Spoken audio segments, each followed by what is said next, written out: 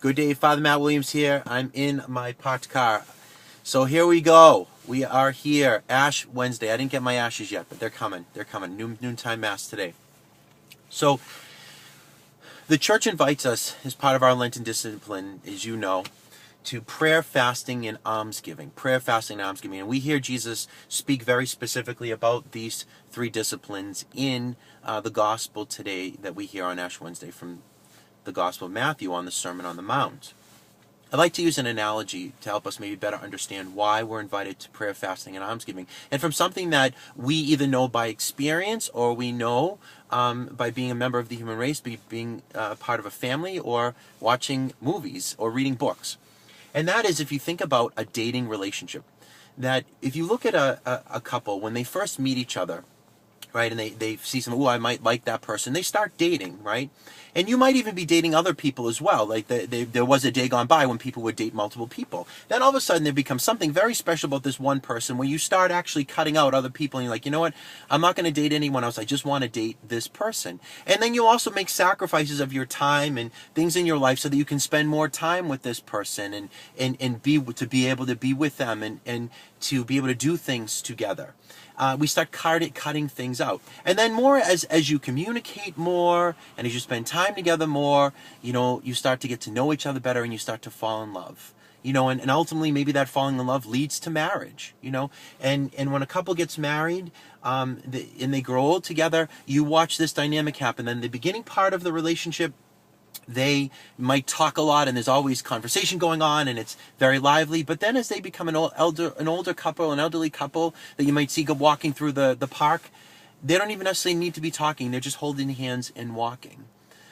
You also observe when a couple falls in love and get married that they start to take on whatever's important in the beloved, I start to take on in my life as well. What is important to you is important to me. You start to love the family of your spouse. You start to their siblings, their nieces and nephews, their parents, their friends. The things that are important to you now become important to me as well. All this is a wonderful, I think, analogy on prayer, fasting, and almsgiving.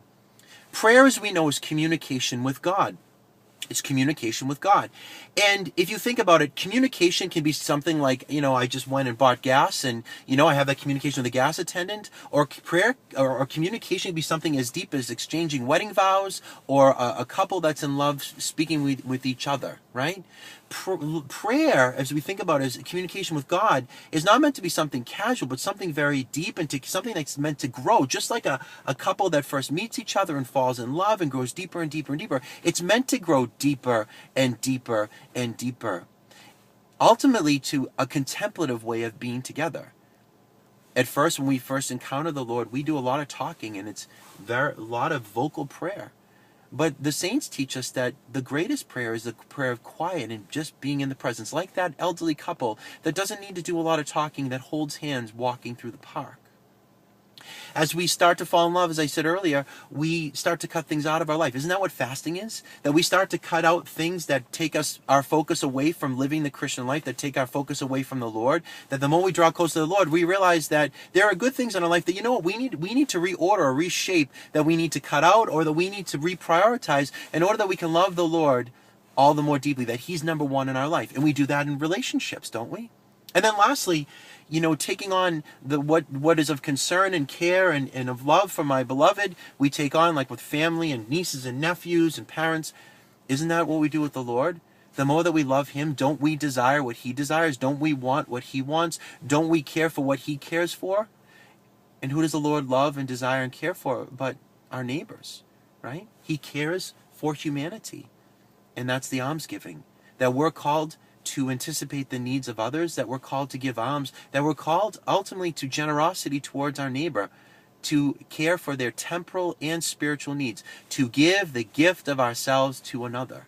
So there, my friends, from an analogy of a dating relationship leading into marriage, we can understand what prayer, fasting, and almsgiving is. Prayer is about falling in love with God, about growing in a deeper friendship with Him. The fasting is cutting those things out so that we can spend more time with Him and so that we can have all of our desires ordered to the greatest good, which is God. And then lastly, the almsgiving is caring for what Jesus cares for. the poor, the weak, the broken, both physically and spiritually. As we begin this Lenten journey, let us go confidently, embracing these disciplines so that we may live more fully the life that has been given to us through baptism. Jesus, Jesus, Jesus. As St. Paul says, it is no longer Christ who lives, it is no longer I who live, but Christ who lives in me. God bless you.